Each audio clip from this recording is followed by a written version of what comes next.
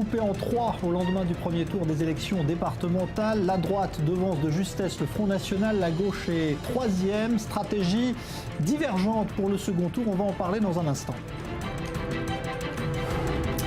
Netanyahou regrette les propos blessants qu'il a prononcés envers les Arabes israéliens le jour des élections. Il a fait cette mise au point tout à l'heure devant des représentants arabes israéliens. Il sera officiellement chargé de former la nouvelle coalition dans la semaine. Et puis un rendez-vous crucial pour l'avenir de la Grèce à Berlin. Merkel et Tsipras tentent de faire retomber la pression lors d'un tête-à-tête à propos de la dette grecque.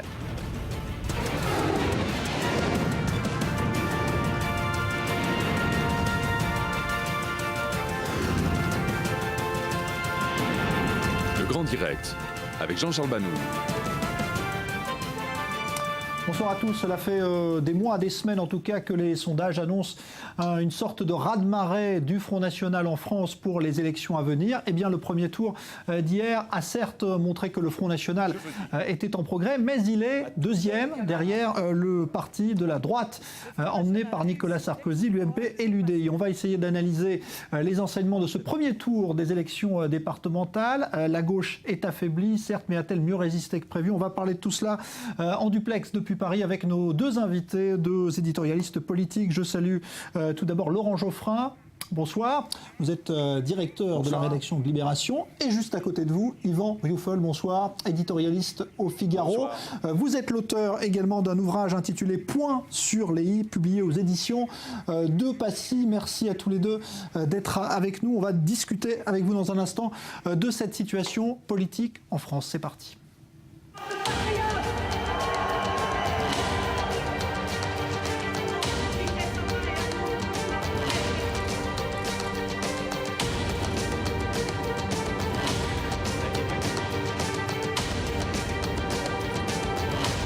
Dans un grand nombre de départements ce soir, les conditions d'un basculement massif en faveur de la droite républicaine et du centre sont réunies.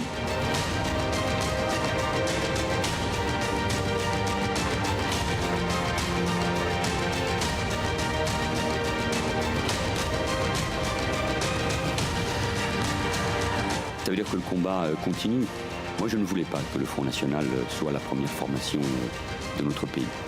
Je souhaitais que les électeurs, pas seulement de gauche, se mobilisent.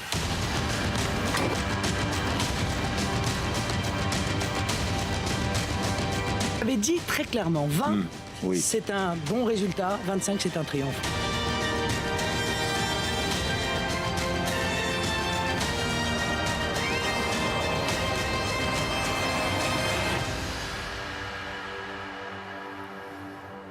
Alors, premier tour donc de ces élections départementales en France qui montre donc que le Front National a réussi ce que l'on appelle un ancrage local en ayant donc ce score très important qui le situe juste derrière l'UMP. On voit cela en détail tout de suite avec Léa Berdugo et on en parle avec nos invités juste après. Un premier tour aux allures de victoire pour le camp de la droite et du centre, arrivé largement en tête dans les urnes. Nicolas Sarkozy, nouveau président de l'UMP, dit avoir réussi sa mission. Il s'adresse à ses partisans d'un ton triomphant. Dans un grand nombre de départements ce soir, les conditions d'un basculement massif en faveur de la droite républicaine et du centre sont réunies. Pour l'ancien président, il n'est pas question de faire un front républicain, mais plutôt de prôner le ni-ni, à savoir ni Front National, ni Parti Socialiste. Une vision dénoncée par le parti majoritaire, arrivé en troisième position. Je regrette la position de Nicolas Sarkozy et de l'UMP. C'est une faute morale et c'est une faute politique. Quand on a à choisir entre un candidat républicain et le Front National, on n'hésite pas. La gauche, elle n'hésite pas. Le ni-ni proposé par Nicolas Sarkozy est une faute et qui ne règle aucun des problèmes auxquels l'UMP est désormais confrontée. Manuel Valls attaque donc l'UMP et dévalue la victoire du parti d'extrême droite. Le Front National n'est pas la première force politique de France, a-t-il déclaré dimanche soir. Marine Le Pen, elle, a appelé à la démission du Premier ministre en raison du faible score du Parti socialiste. Pour la numéro 1 du FN, les résultats de ces élections délégitiment tant la droite que la gauche. Ça bat en brèche complètement l'argumentation FNPS que je trouve ridicule de Nicolas Sarkozy. C'est que là où le Front National est fort, et on le démontre encore lors de ces départementales, le Parti socialiste disparaît purement et simplement, car c'est en raison de la force du Front National que le Parti socialiste est éliminé dès le premier tour de centaines de cantons en France. Voilà. Donc voter Front National, c'est faire disparaître le Parti socialiste. Avec ces élections, le Front National renforce donc son ancrage au niveau local.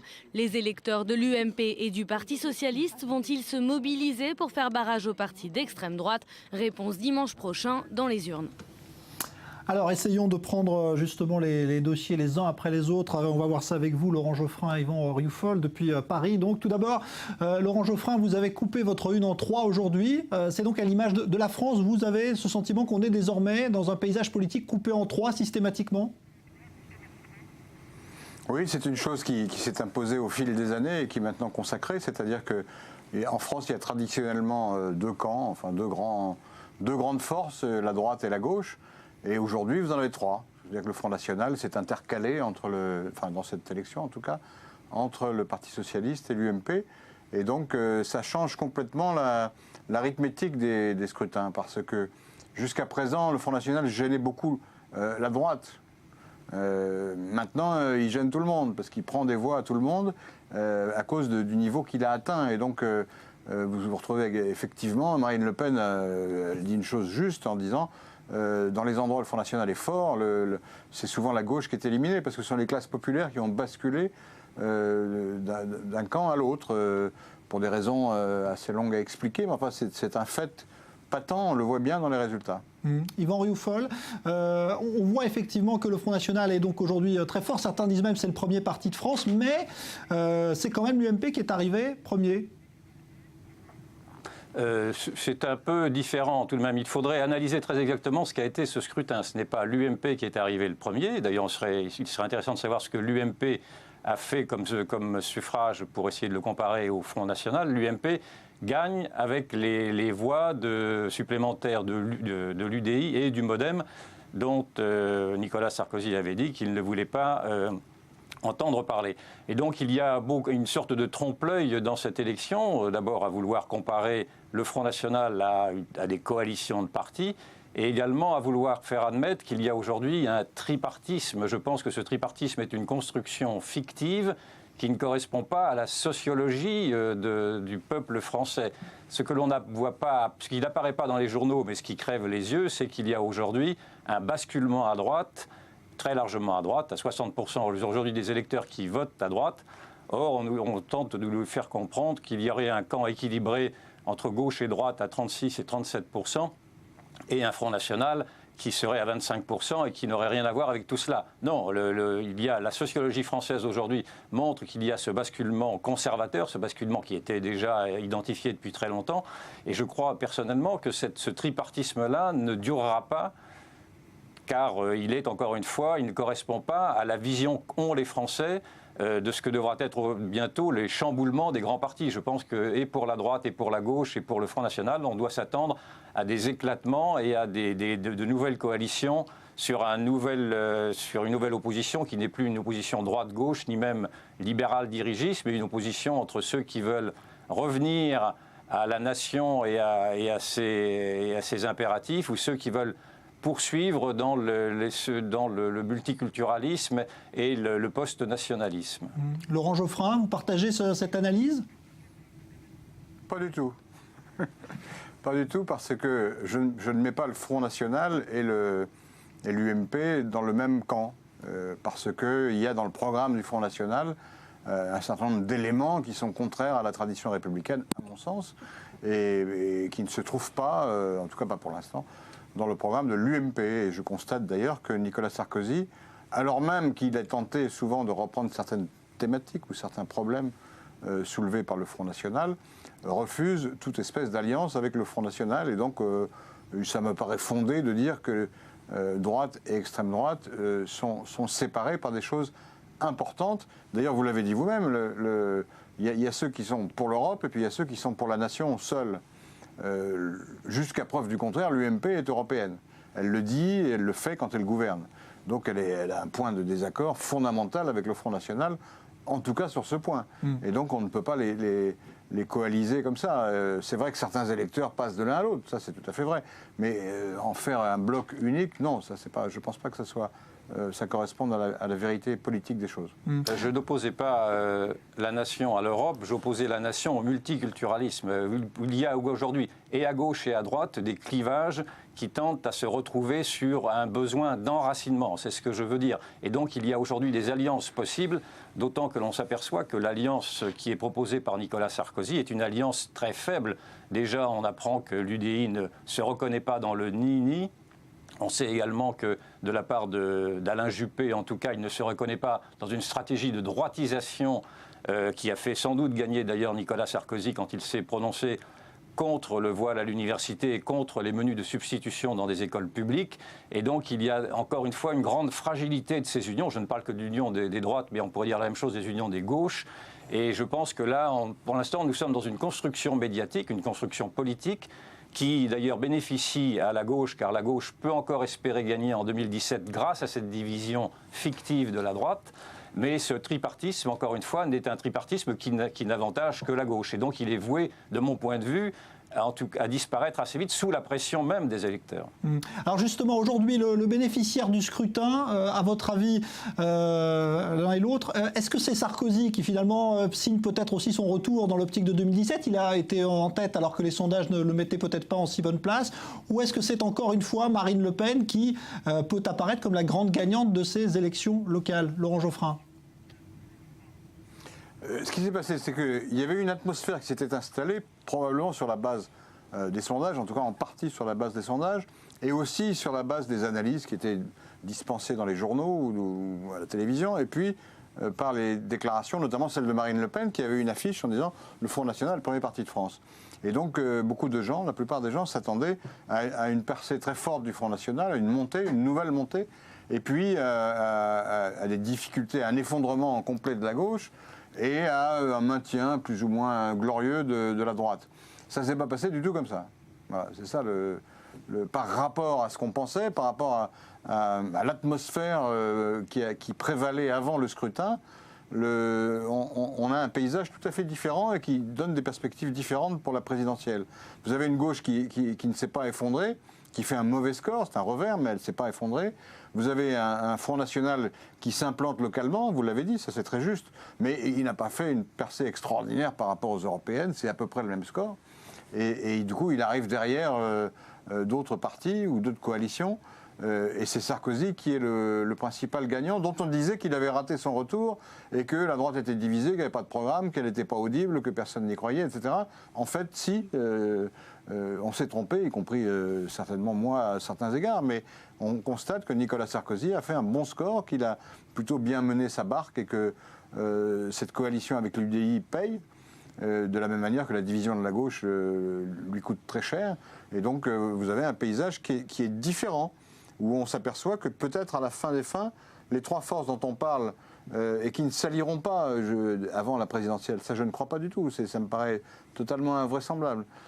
Ces trois forces vont se retrouver à peu près sur le même plan, en tout cas il y a une chance, lors de la prochaine présidentielle. Donc vous aurez un concours extrêmement serré entre la droite, l'extrême droite et la gauche.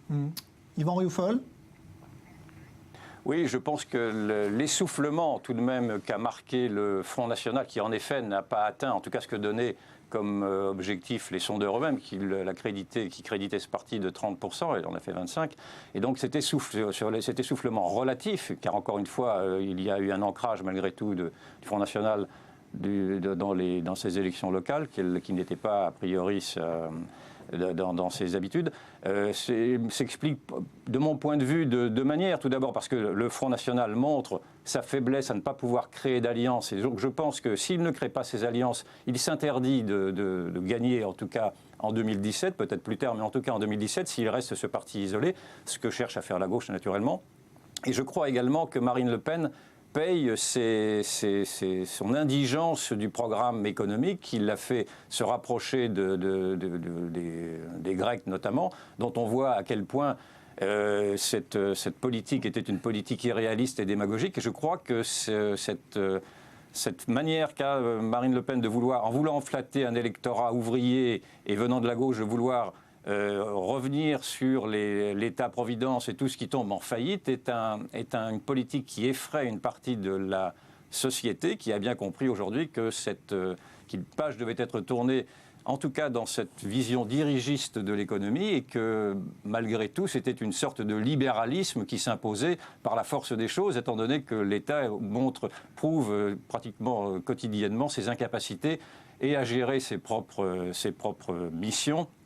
Et encore plus à gérer ce qu'il pense être dans ses capacités pour l'économie et pour pallier à des carences privées. Non, je pense qu'aujourd'hui, nous assistons à un bouleversement de la société et dans l'électorat d'un point de vue sociologique et culturel et d'un point de vue économique également.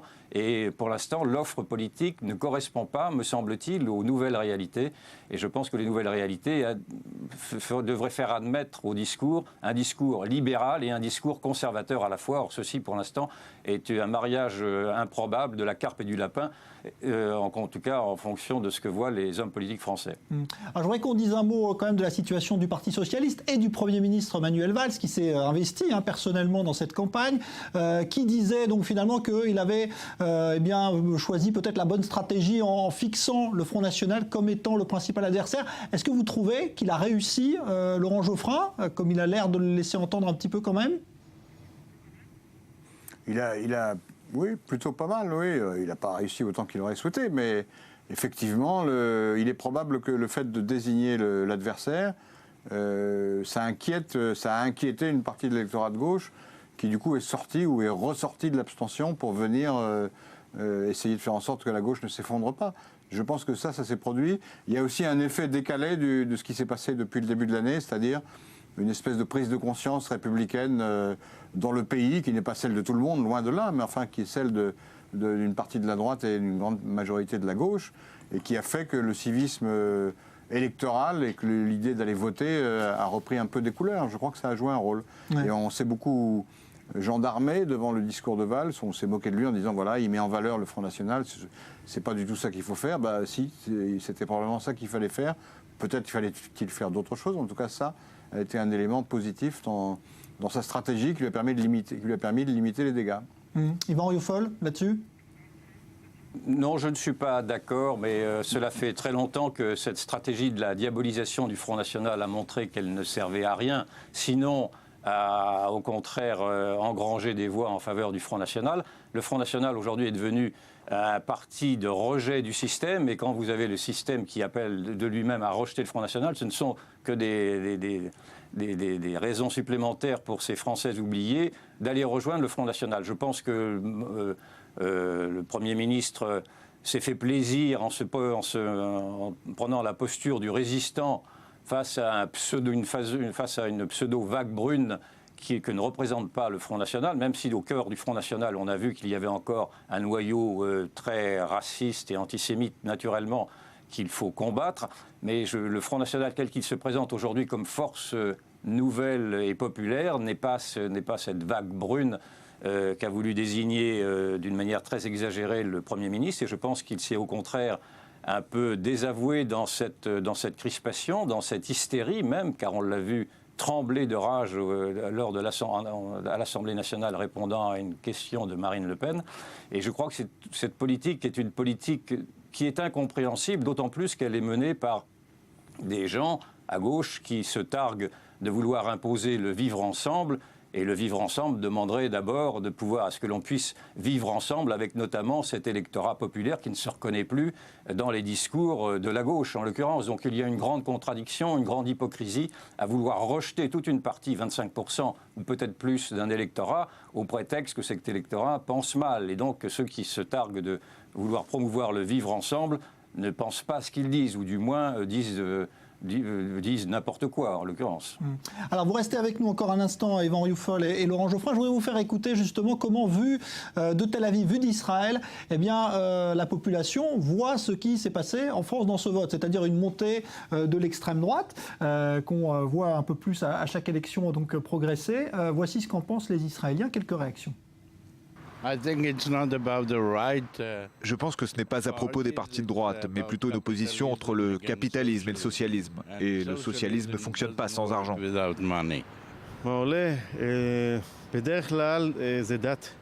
La plupart du temps, c'est la religion et l'extrémisme. À cause de personnes qui sont aliénées par la religion, oui.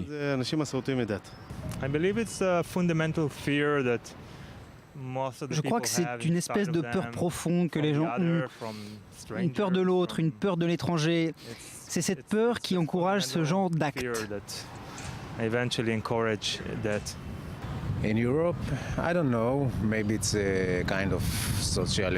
En Europe, je ne sais pas trop, c'est peut-être la situation socio-économique. On le voit à travers l'histoire, à chaque fois que des problèmes économiques sont là, et ça fait grimper l'extrême droite. En tout cas en Israël c'est différent, parce que c'est la majorité, c'est comme ça.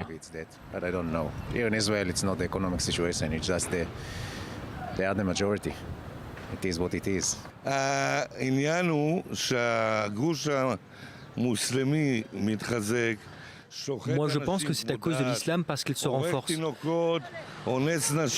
Daesh égorge les gens, tue les bébés, viole les femmes et tue des innocents. Donc, d'après moi, l'extrême droite augmente pour pouvoir répondre à ces menaces.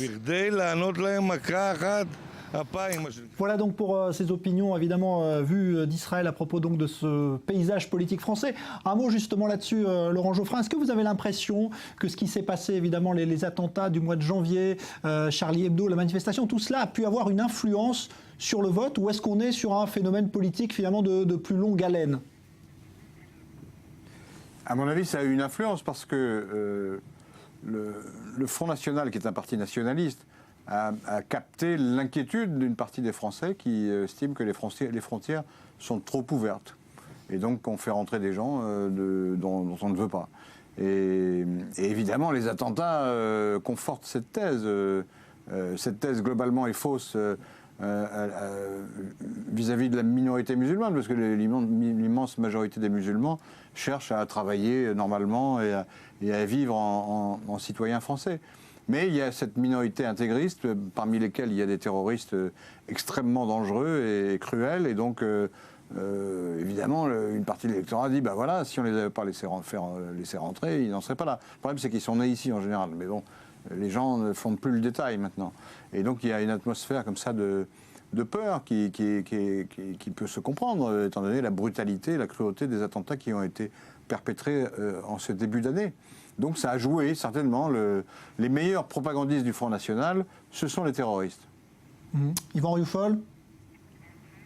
Oui, je crois que les attentats ont montré, ont souligné quelle était l'inquiétude d'une partie de l'électorat, non pas seulement du Front National, mais également de l'électorat français en règle générale, de voir survenir sur la scène politique et très singulièrement également dans la vie quotidienne, une nouvelle civilisation, et avec au cœur de cette civilisation un intégrisme totalitaire, l'intégrisme islamique qui s'est manifesté donc lors de ces attentats. Et aujourd'hui, je pense que la place de l'islam radical, je ne parle pas de l'islam en tant que religion, mais de l'islam radical tel qu'il se manifeste de plus en plus par des exigences communautaristes et une volonté d'apparaître visiblement dans le domaine public, cette place de l'islam radical devient une ligne de fracture au cœur même du discours politique.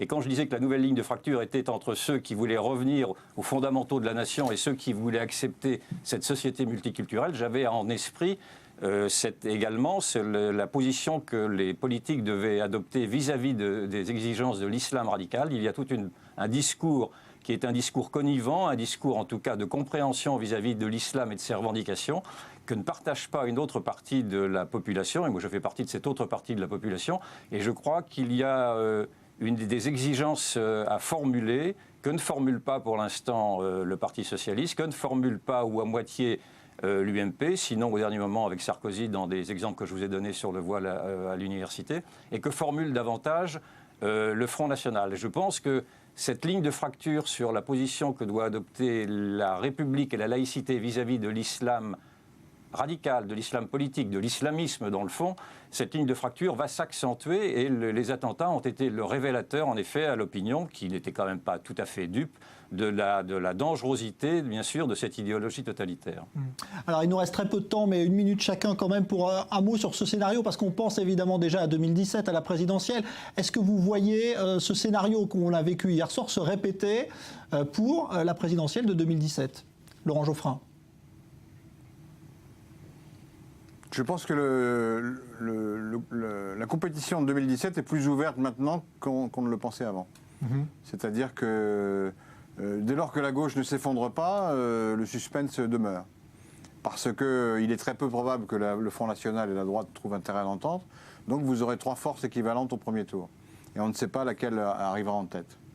Yvan Rioufol, qu'est-ce que... En tout cas, on ne sait pas, celle qui sera éliminée. En tout cas. C'est le grand paradoxe, en effet, d'une société qui a plus de 60% vote à droite et qui, malgré tout, lors des prochaines élections, pourrait faire passer un président de gauche à cause de cette fracture au cœur de la droite qui a été imposée par la gauche, qui n'avait pas eu de scrupules après avec François Mitterrand en 71 pour s'ouvrir au Parti communiste malgré son passé stalinien peu ragoûtant. Et la droite n'a pas eu ce courage de s'ouvrir et d'avaler, de digérer le Front National en le laissant au contraire dans sa radicalité. Et aujourd'hui, la droite paye ce manque de courage, ce manque de conviction. Et aujourd'hui, naturellement, je crois que ce tripartisme qui, de mon point de vue, s'effacera, mais risque de perdurer en tout cas pendant 2 ans et pourrait faire tomber et pourrait faire perdre la droite précisément à cause de cela. C'est pour ça que la gauche est très vigilante à vouloir maintenir ce tripartisme et à vouloir maintenir l'interdiction de dialoguer avec toute une partie des électeurs du Front National qui ne demandent qu'à se rapprocher les électeurs de l'UMP et réciproquement. Bon, je vais remonter à l'écran votre livre que vous avez écrit, Yvan Rioufol, Point sur les i, c'est publié aux éditions de Passy. Pour vous remercier donc déjà d'être venu en duplex depuis Paris évoquer donc cette situation politique. Merci à Laurent Geoffrin, directeur de la rédaction de Libération, qui titrait aujourd'hui sur cette France coupée en 3. Et puis, eh bien, je rappelle, je confirme que l'UMP vient ce soir dans son bureau politique de confirmer en tout cas la fameuse stratégie du Nini, puisque l'UMP, dans son communiqué, appelle à soutenir les candidats de la droite issus de l'UMP donc, et de l'UDI pour le second tour. Aucune consigne de vote n'est donnée, donc on restera sur cette stratégie du Nini qui a fait parler. Merci donc Yvan Rioufol, merci Laurent Geoffrin qui était en duplex depuis Paris, merci à tous les deux. Second tour évidemment la semaine prochaine. Nous, dans un instant, on va évoquer la situation politique en Israël avec les regrets exprimés par Netanyahou pour la première fois après eh bien, la phrase qu'il a prononcée à l'encontre des Arabes israéliens le jour du scrutin et qui ont provoqué une vive polémique, pas seulement en Israël mais aussi aux États-Unis, on l'a vu avec Barack Obama. On en parle dans un instant, ce sera le thème également de notre débat dans une demi-heure. Restez avec nous, à tout de suite.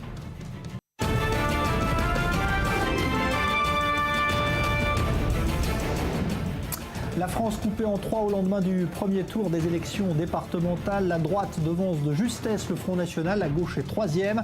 Et les stratégies pour le second tour vont diverger d'un camp à l'autre.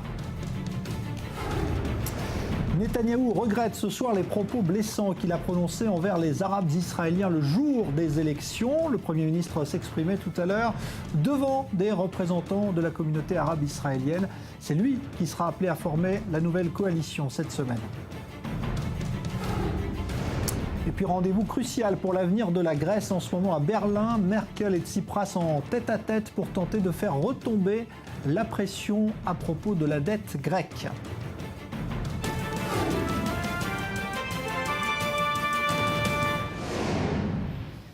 Le suspense est donc officiellement levé ce soir. Benyamin Netanyahou va se voir confier la tâche de former un nouveau gouvernement cette semaine. Il a en effet recueilli aujourd'hui le soutien d'une majorité absolue de députés à la Knesset. C'est le résultat des consultations menées par le président Reuven Rivlin depuis hier. David Klezewski. Le rituel démocratique s'est poursuivi aujourd'hui. À la gauche du président israélien Reuven Rivlin défilent un par un les chefs des partis représentés au Parlement. Aujourd'hui, le Premier ministre sortant a officiellement obtenu une majorité de députés qui le recommandent au poste de Premier ministre pour la 4e fois de sa carrière. Deux partis se sont joints au mouvement. La liste du centriste Kahlon et le parti Israël Beitenu, conduit par son chef historique, Avigdor Lieberman. La presse israélienne a fait état aujourd'hui de pressions américaines pour faire entrer la gauche d'Yitzhak Herzog dans un gouvernement d'union nationale. Une option qui n'aurait pas forcément déplu à Benyamin Netanyahou, lui qui aime élargir ses coalitions au centre et parfois à gauche. Il l'avait démontré en 2009 mais aussi en 2013 en faisant entrer des figures comme Ehud Barak ou Tzipi Livni. Mais le leader travailliste a une nouvelle fois rejeté cette option sans aucune ambiguïté. Nous servirons le peuple depuis l'opposition, a affirmé le chef de l'Union sioniste. Déclaration identique du centriste Yair Lapid, qui avait été présenté comme le principal frondeur du précédent gouvernement. Au-delà des chantiers économiques et sociaux, les autorités vont devoir prendre très au sérieux les tensions croissantes entre militants de gauche et de droite. À gauche de l'écran, ce professeur d'université qui s'en est violemment pris aux juifs marocains qui l'accusent d'avoir voté massivement à droite en faveur de Benyamin Netanyahou. Il avait le choix entre s'excuser ou quitter le plateau. Il a choisi la deuxième option. Échange très vif à l'antenne, agression verbale contre plusieurs artistes de gauche, la chanteuse Noah a été insultée à son arrivée à l'aéroport. La campagne s'annonçait terne, elle a finalement révélé des fractures identitaires au sein de la société israélienne. On a assisté à des divisions et à des rivalités qui ont même atteint un niveau de haine. On a promis au président de l'État et l'on promet aussi aux citoyens israéliens, le Parti Kulano avec ses 10 députés agira. Il servira de pont et sera le facteur qui reliera toutes ces divisions. Autre polémique. Ce soir, le Premier ministre israélien a présenté ses excuses concernant ses propos sur un vote massif des Arabes israéliens. Mais un sondeur républicain engagé aux côtés de Netanyahou affirme aujourd'hui que l'administration Obama a aidé les partis arabes à se constituer en bloc pour s'allier avec la gauche et remporter les élections.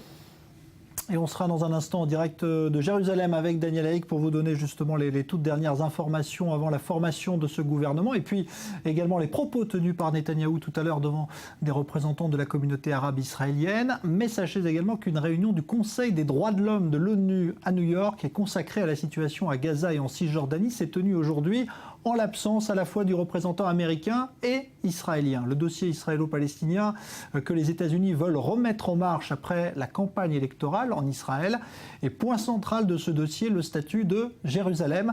Mathias Inbar, justement, a suivi une patrouille des gardes-frontières israéliens dans Jérusalem-Est, la partie arabe de la ville. Reportage.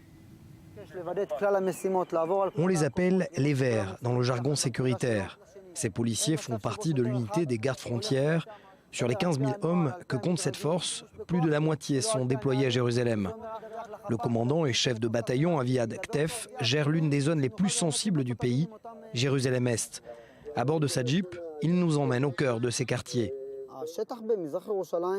La zone de Jérusalem-Est peut s'enflammer en une seconde, comme elle peut très vite revenir au calme.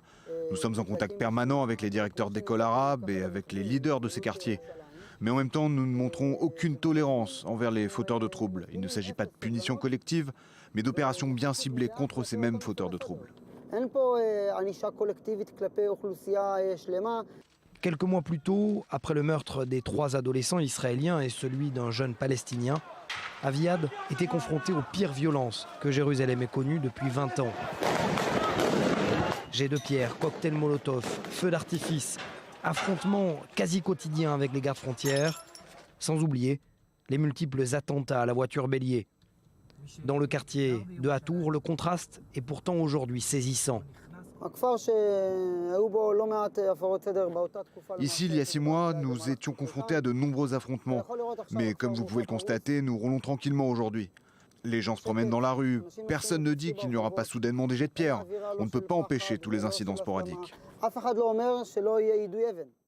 L'incident, le voici justement, au cœur de Silwan. Un civil nous interpelle. Il vient de voir des jeunes en train de racketter des automobilistes et tenter de s'en prendre à leur voiture. Un incident mineur selon Aviad. Ce dernier engage le dialogue en arabe. Après les vérifications d'usage, rien n'a signalé. Aviad tient à nous expliquer ce qui s'est passé. Ce que vous venez de voir, c'est mon quotidien. Il n'y a pas de jet de pierre et de cocktails Molotov jetés contre nous à chaque fois que nous rentrons dans ces quartiers. Il s'agit plutôt d'incidents isolés. Pour lui, sa mission est avant tout le maintien de l'ordre public. Lorsque des jeunes jettent des pierres et brûlent des poubelles, ils ne s'en prennent pas qu'aux forces de sécurité, mais également à eux-mêmes. Et quand je réussis à disperser ces jeunes et à rétablir le calme, j'ai l'impression d'avoir rendu un service sécuritaire et civique aux habitants de ces quartiers. Je ne pense pas que les violences que nous avons vues cet été aient été organisées ou préparées. Il s'agissait plutôt de délinquances urbaines venant de jeunes. Quelques minutes plus tard, Aviad repart pour une autre mission au cœur de la vieille ville de Jérusalem. Toujours sur le qui-vive, sa main ne quitte jamais son appareil de communication avec ses policiers déployés dans la zone. Alors, je vous le disais il y a quelques minutes, le Premier ministre Benjamin Netanyahou a pour la première fois regretté les propos qu'il avait tenus le jour de l'élection concernant les Arabes israéliens qui avaient déclenché une très vive polémique. On écoute justement un extrait, ça s'est passé il y a quelques minutes. Je sais que les choses que j'ai dites il y a quelques jours ont touché les Arabes israéliens. Et ce n'était pas mon intention, je suis désolé de cela. Je suis le Premier ministre de tous, de chacun d'entre vous, de tous les citoyens d'Israël, peu importe la religion, la race ou le sexe. Cela a toujours été le cas et ça le sera encore demain. Nous sommes tous les partenaires d'une Israël forte et unie pour le bien de chacun des citoyens. Avec l'aide de Dieu et votre aide, merci à vous. Voilà, propos tenus donc devant des représentants de la communauté arabe israélienne. Alors, on va rejoindre à Jérusalem Daniel Haïk, qui suit pour nous évidemment toutes les consultations qui ont lieu depuis quelques jours, depuis hier. Bonsoir Daniel. Un mot d'abord sur ce que vient de dire Netanyahou, ce qu'on vient de voir, hein, image où il donne l'accolade à des représentants arabes israéliens. Bon, il y a une mise en scène et il y a une façon aussi de dire, en quelque sorte, pardon si je vous ai offensé.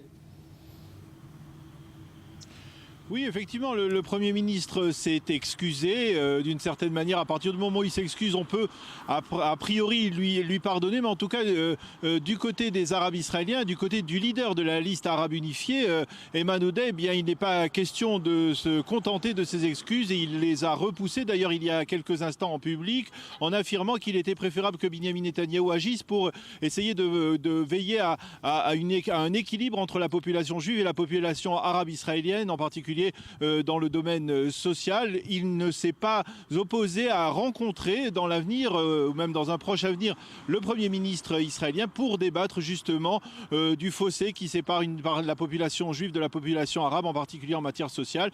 Donc effectivement, une excuse de Benjamin Netanyahou, un rejet de ces excuses par le secteur arabe israélien, par en tout cas les notables, les élus du secteur arabe israélien, et peut-être une tentative d'enclencher un dialogue entre les deux populations, entre Benjamin Netanyahou et les élus du secteur arabe israélien. Alors Daniel, cette fois donc c'est officiel, Netanyahou a été recommandé par une majorité absolue de députés à la Knesset. C'est donc lui qui doit former le nouveau gouvernement. Oui, effectivement, c'était la seconde et dernière journée de consultation aujourd'hui à la présidence de l'État, là où je me trouve actuellement, pour que les partis, les dernières formations qui n'étaient pas venues hier, eh bien, se sont présentées devant le président de l'État. Il s'agit des deux formations centristes, celle de Yesh Atid de Yair Lapid, celle de Kulanu de Moshe Kahlon, et puis les deux formations qui sont des deux côtés les plus extrêmes sur l'échiquier politique israélien, le Meretz à gauche et le parti d'Avigdor Lieberman à droite. Alors, pour ce qui est de Moshe Kahlon, il a recommandé Benjamin Netanyahou. Ce n'est pas une surprise. Il espère être ministre des Finances dans le futur gouvernement de Benjamin Netanyahou. Avigdor Lieberman a également recommandé Benjamin Netanyahou. Par contre, du côté du Meretz, pas de surprise. On a recommandé Yitzhak Herzog. Et du côté de Yesh Atid, de Yair Lapid, en dépit de la surprise du président de l'État, on n'a recommandé personne, ni l'un ni l'autre. Ce qui fait que finalement, après avoir fait ses calculs, le président d'État est arrivé à la conclusion suivante. Il y a 67 députés qui recommandent Benjamin Netanyahou pour former la prochaine coalition gouvernementale. Il y en a 24 qui se sont abstenus, c'est-à-dire Yesh Atid et les partis arabes unifiés. Et puis il y en a 29 qui ont recommandé Yitzhak Herzog. Le calcul est simple et c'est la raison pour laquelle mercredi, le président de l'État convoquera Benjamin Netanyahou pour lui confier le soin de former la prochaine coalition gouvernementale.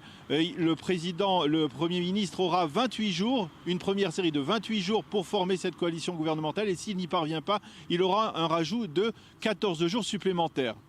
Merci Daniel Haïk, donc en direct de Jérusalem. En Syrie, de nouveaux combats signalés aujourd'hui dans la ville d'Alep. Au moins 12 morts dans des bombardements provenant de positions rebelles sur les quartiers tenus par l'armée d'Assad. Et plus à l'ouest, il semble qu'une grande offensive se prépare cette fois dans le secteur de Kalamoun, frontalier avec le Liban. Là aussi, des combats sont déjà signalés. Maxime Pérez.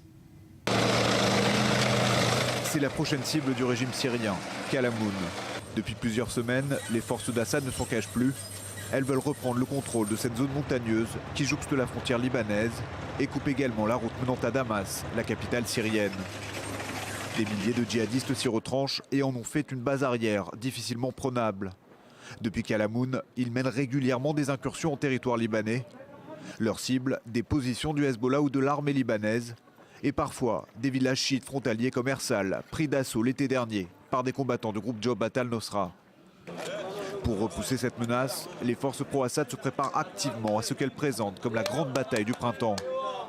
L'offensive pourrait démarrer début avril selon des sources proches du régime. Elle serait encadrée à la fois par le Hezbollah, qui aurait mobilisé près d'1 millier d'hommes en provenance du sud Liban, et par des officiers iraniens, membres des gardiens de la révolution. Pour éviter que les affrontements ne débordent sur son territoire, l'armée libanaise serait également sur le qui-vive.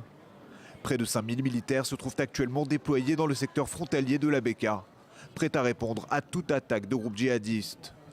L'armée libanaise pourra s'appuyer sur ses nouveaux équipements militaires, des canons d'artillerie, des munitions et des véhicules blindés fraîchement livrés par les États-Unis.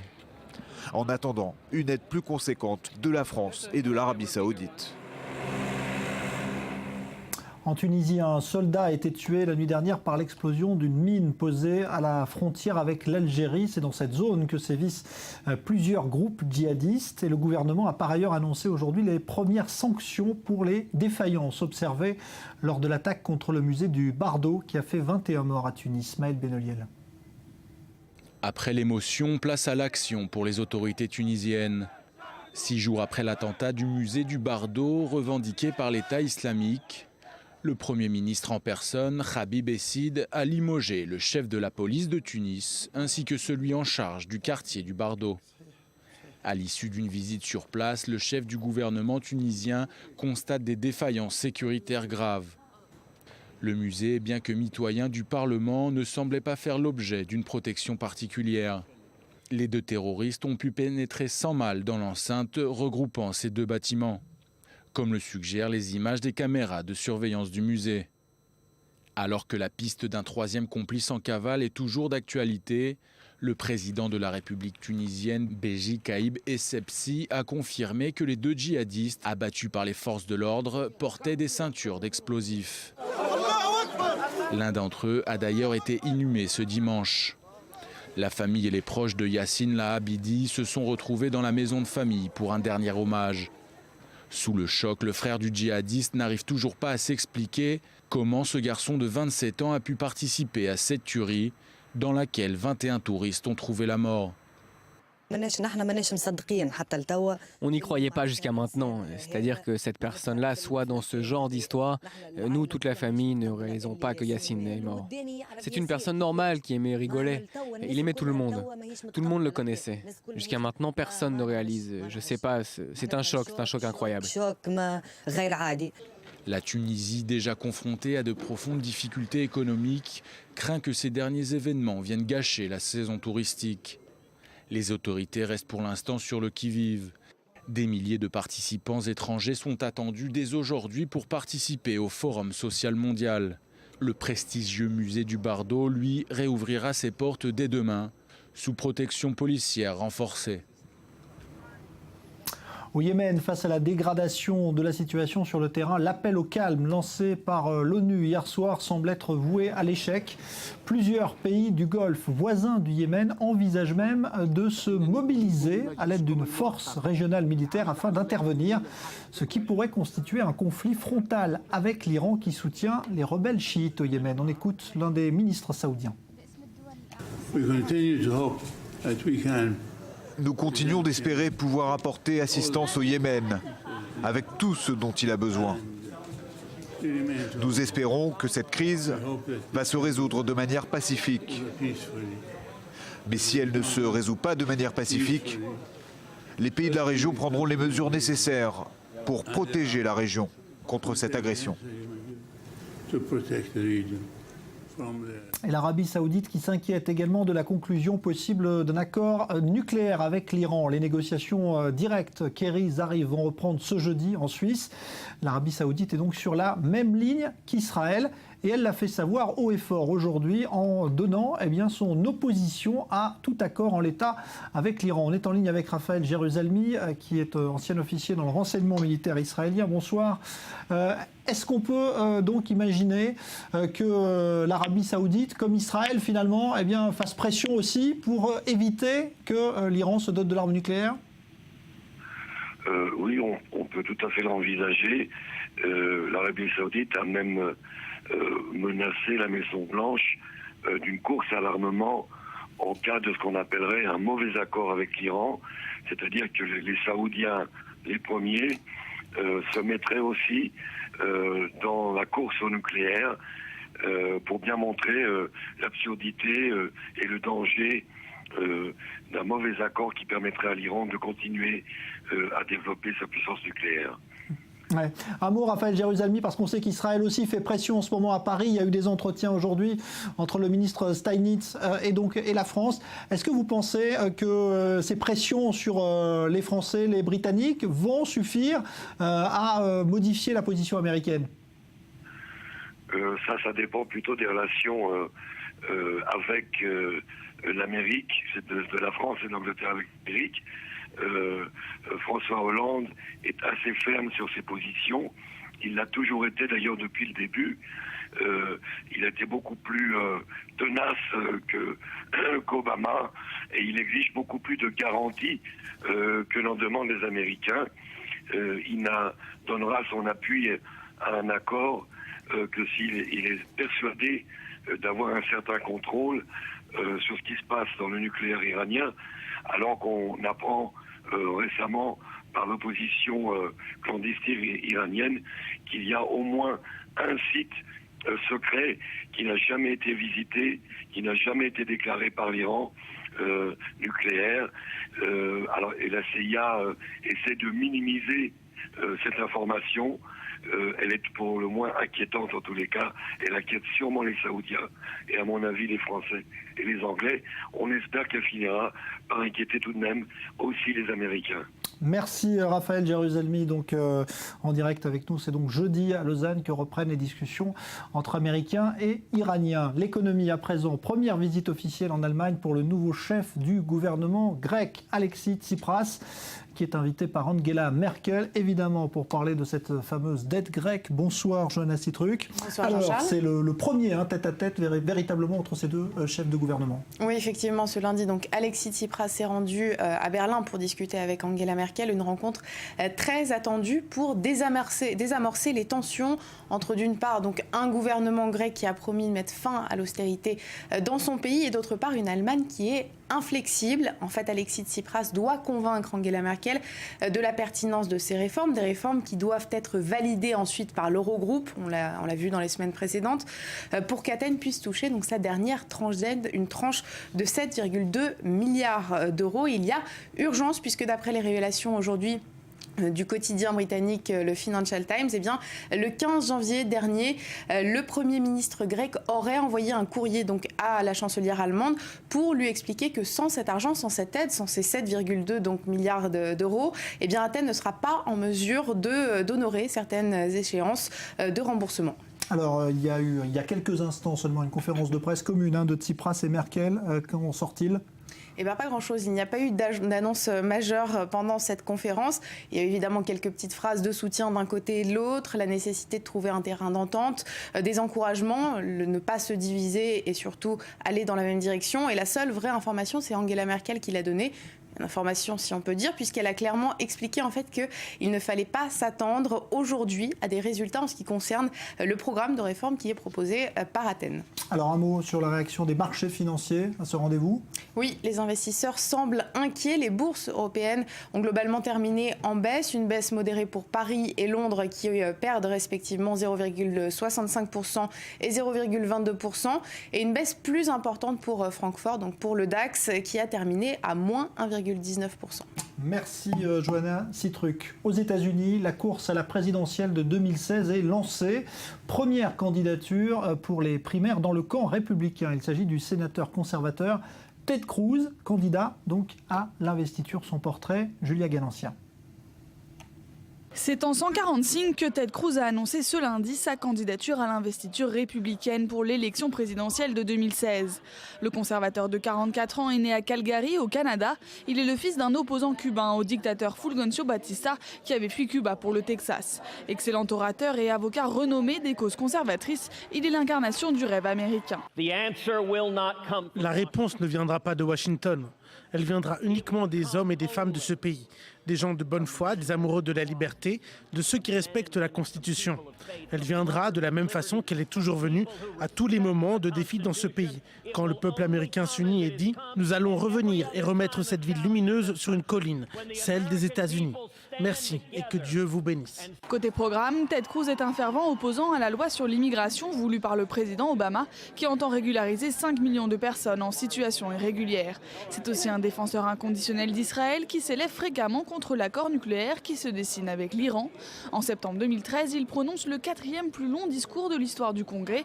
Ted Cruz parle pendant plus de 21 heures d'affilée pour dénoncer la réforme de santé à laquelle le président Barack Obama a attaché son nom. D'abord, il faut abroger chaque satané mot de la loi Obamacare. Ensuite, abolir le trésor public. Alors, quelles sont ses chances ? Le mois dernier, le sénateur avait reconnu que 2016 semblait être une course disputée, tant les candidats potentiels pour représenter la droite sont encore nombreux. Outre l'ex-gouverneur de Floride, Jeb Bush, les sénateurs Rand Paul et Marco Rubio, ou encore le gouverneur du New Jersey, Chris Christie, ont déjà fait part de leurs intérêts. La course à l'investiture débutera officiellement par les caucus de l'Iowa en janvier 2016. Le football est retour à présent sur le match le plus prestigieux de l'année. Hier soir en Espagne, Barcelone, Real Madrid, victoire des Catalans. 2-1 et bonne affaire en tête du classement. Michael Friedman, Mathieu Tobman. Le Classico tant attendu a tenu ses promesses. Séparé d'un petit point avant la rencontre, c'est devant près de 100 000 spectateurs que l'avenir de la Liga s'est joué. Une bataille acharnée sur le terrain et c'est Madrid qui donne le premier avertissement. Ronaldo heurte la transversale sur un service de Benzema. Mais Barcelone laisse passer la tempête et trouve la faille de son adversaire. Sur un coup de pied arrêté tiré par Messi, Jérémy Mathieu inscrit son premier but de la saison. La trajectoire du coup franc est parfaite, la tête est imparable. Et si le Classico se résumait à une histoire de Français ? Toujours en première mi-temps, Karim Benzema, qui est de tous les bons coups, réalise un geste exceptionnel pour mettre en orbite Ronaldo. Le Portugais ne laisse pas passer sa chance une seconde fois et marque son 31e but de la saison. Mais le véritable héros du match n'est ni Mathieu ni Benzema, ni Messi ni Ronaldo, mais bien Luis Suarez. Bien servi par Dani Alves, l'Uruguayen prend Casillas à contre-pied. Le numéro 9 catalan est en pleine forme, son contrôle est superbe et son but décisif. Le Barça l'emporte 2-1 et tout le monde sait qui remercier. À l'évidence, très peu de joueurs peuvent marquer des buts comme ça. C'est pour cela que nous l'avons acheté, c'est pour cela que l'on donne des salaires élevés à des joueurs comme ça. Je suis très content, Suarez est un joueur décisif. Depuis qu'il est arrivé, il a très bien travaillé. Je suis très impressionné par son attitude et son engagement.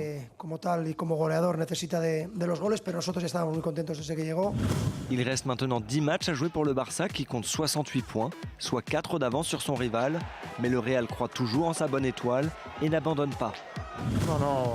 Pas encore, la Liga n'est pas finie. Oui, le Barça a de l'avance comme nous avant. En football, tout peut arriver. C'est plus compliqué maintenant, mais on ne va pas donner notre priorité à la Ligue des Champions pour autant. La priorité reste la même, le championnat et la Ligue des Champions.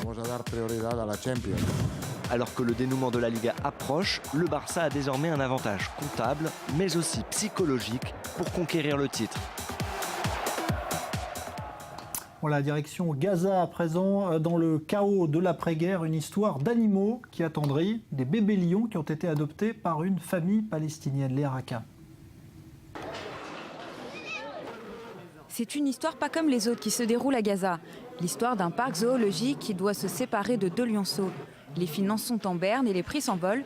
Pour Ahmed Joma, le propriétaire du parc, la situation politique et économique actuelle ne facilite pas les choses. À cause de la situation économique, à cause du blocus, il n'y a rien qui rentre ici. Donc j'ai dû les vendre pour fournir de la viande et un peu de vie pour le zoo. Il y a 2 mois et demi, une famille gazaoui a décidé d'adopter ces animaux. La famille de Saadi Al-Jamal vit avec eux aujourd'hui. Dans ce camp de réfugiés, enfants et lionceaux sont devenus de vrais amis.